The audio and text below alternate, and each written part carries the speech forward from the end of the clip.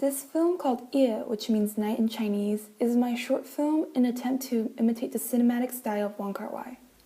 So first of all, the story is about a little girl who is a younger version of myself, wandering around the city by herself in search of the only memory she has left of her mom. There is a tone of bittersweet and sadness in this short film, and it's about the topic of loneliness and relationship, which is a few themes that Wong Kar-wai explores.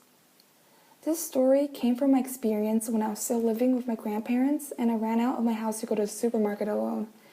I added the story of my mom just as a sentimental touch to the film, which can't be missing from a Wong Kar-wai film.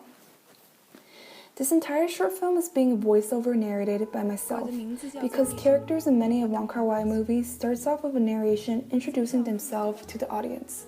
So I decided to tell my story in this fashion. In this shot, the camera and the main character are separated by a glass window.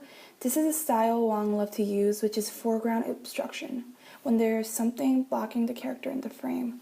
Also, in this shot, instead of direct shot of the character, I chose to film the little girl through the reflection of the glass mirror. You will also notice that all of the shots are all handheld. This is an imitation of Wong Kar-wai's cinematic style, where in Chungking Express and Happy Together, he prefers to use handheld shots rather than tripod shots. Also, the editing style of the film is rather fast and it's full of ellipses. You will notice that the character jumps from one place to another and there's hardly any match-on action cuts. This is indeed a stylistic choice of Wong Kar-wai. He often utilizes fast, abrupt cuts in his films. However, some of the imageries are left longer just to convey the sense of serene of the main character. This shot where the character's back is faced towards the camera, walking in slow motion, is a recreation of the iconic slow motion walk in Wong's In the Mood for Love. With the character's back facing the audience, there is a certain ambiguity of emotion, which caused the audience to be not certain of what to feel for.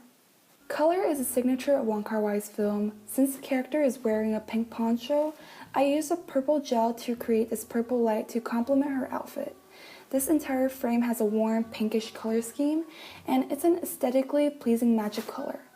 Here is another use of light where I placed red gel to mimic the lights of the stores nearby, and this red light also really complements the character's costume.